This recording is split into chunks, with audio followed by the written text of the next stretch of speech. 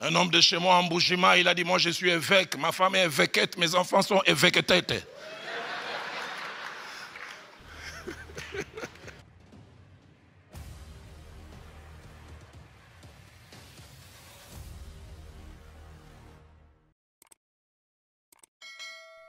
Bienvenue dans ce nouvel épisode où nous allons parler de cet oint et homme de Dieu. De son vrai nom, Roland Dallot Luata Okitindu, il est fils d'Henri Bertin Luata Lingayo et de Cécile Omoyi. Il porte fièrement et affectueusement une casquette particulière de « Yadalo », littéralement en sa langue nationale, grand frère Dallot. Le pasteur Roland Dallot est né le 6 mars 1964, à Wambonyama en République démocratique du Congo. Roland Dallot est marié à Viviane Malamba depuis plus de 30 ans de vie commune et ils ont 4 grandes filles dont 3 mariées. Eunice Dallot avec le pasteur Laure Lombo, Rohan Dallot et le pasteur Mehdi Vedesso, Gloria Dallot et Isaac Okani, et sans oublier la Benjamin Johanna. Comme tout enfant d'un enseignant rigoureux de l'époque, il fréquente l'Athénée de la Gombe, où il effectue ses études primaires et secondaires.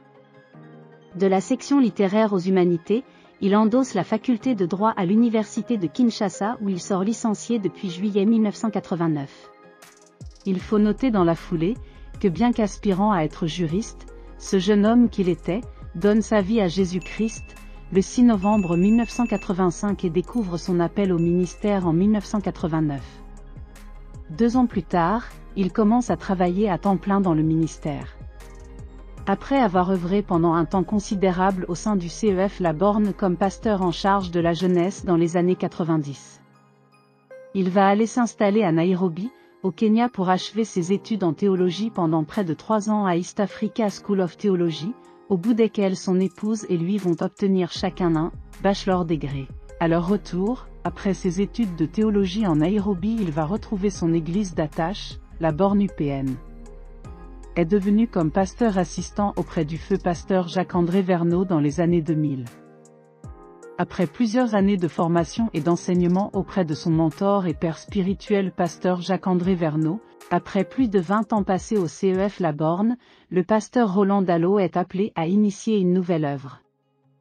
Le centre missionnaire Philadelphie, qu'il a dirigé pendant 8 ans et 8 mois avant de la léguer sur instruction de son Dieu, à ses 2 pasteurs assistants qui assument de nos jours chacun un leadership, le pasteur Ken Luamba et le pasteur Atom Mbouma. Il est reconnu comme apôtre le samedi 20 juillet 2019 par la communauté des Assemblées de Dieu au Congo, au temple de Philadelphie à Funa dirigé par Atom Mbouma.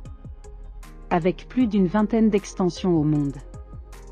Le centre missionnaire Philadelphie est devenu une référence parmi les églises locales en République démocratique du Congo et à l'étranger autant que son initiateur. Le visionnaire Roland Dallot qui est pour plusieurs un modèle, une fierté et un patrimoine pour l'Église Corps du Christ. Fort de son leadership exemplaire, comme berger des bergers. Prédicateur, écrivain, enseignant de la parole de Dieu et mentor pour plusieurs serviteurs à travers le monde.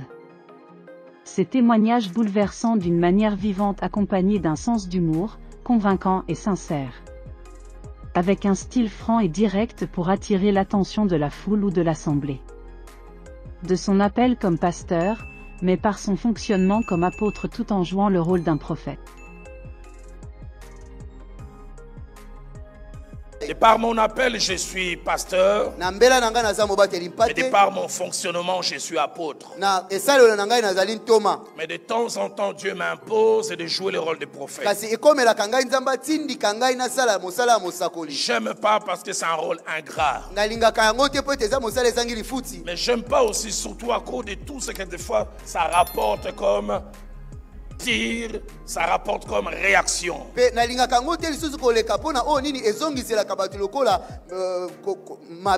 Et j'ai lutté avec les choses que Dieu m'a montrées. Je ne voulais pas en parler parce que je m'imaginais après, est-ce qu'il n'y aura pas encore, on va tirer à boulet rouge. J'ai jamais oublié. Il y a 2 ans, j'ai apporté un message que j'avais reçu de la part de Dieu. Ma fille qui est en dehors du pays a dit, elle a vu sur Twitter, on a mis mon visage et quelqu'un a dit, bon,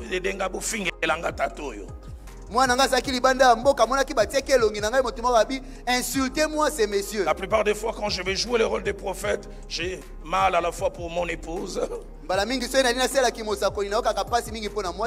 mes filles, mes beaux-fils, mes petits-fils, mais un peu aussi pour ma mère.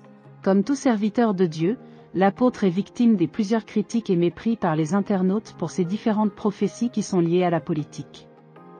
Il dirige aujourd'hui Dalo Ministry qui est un grand ministère, avec plusieurs branches dont la plus en vue est Le Fer aiguise le fer, qui s'active l'encadrement et l'enseignement des serviteurs et servantes de Dieu, mais aussi tous ceux qui sont appelés au ministère. Roland-Badalo, c'est toute une discographie riche d'enseignements et prédications que l'on peut acquérir, car à l'ouïe de son nom on pense tout de suite à plusieurs ministères lancés et affermis, plusieurs pasteurs et églises locales parrainées. Auteur d'un livre nommé « L'impact des rencontres dans la destinée ». Dans ce livre l'auteur présente des épisodes importants de sa vie, montre la valeur, l'importance et la puissance derrière les rencontres dans les parcours de tout être humain sur Terre. Pour conclure, nous devons savoir que l'apôtre Roland Dalo a fait 35 ans dans la marche chrétienne, 33 ans dans le ministère et 30 ans dans le pastoral. Merci pour votre attention.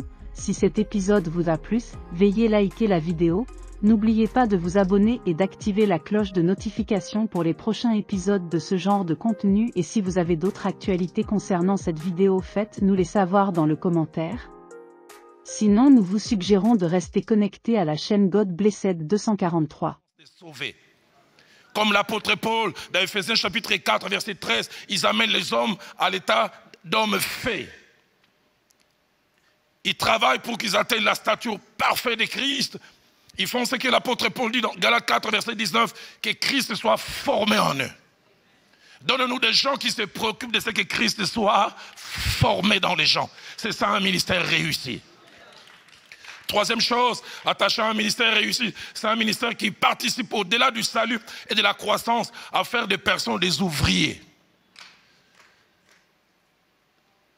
À les transformer en des personnes actives dans l'œuvre de Dieu. Ephésiens 4, verset 12, parlant de la finalité du ministère, il dit, c'est pour le perfectionnement des saints en vue de l'œuvre du ministère.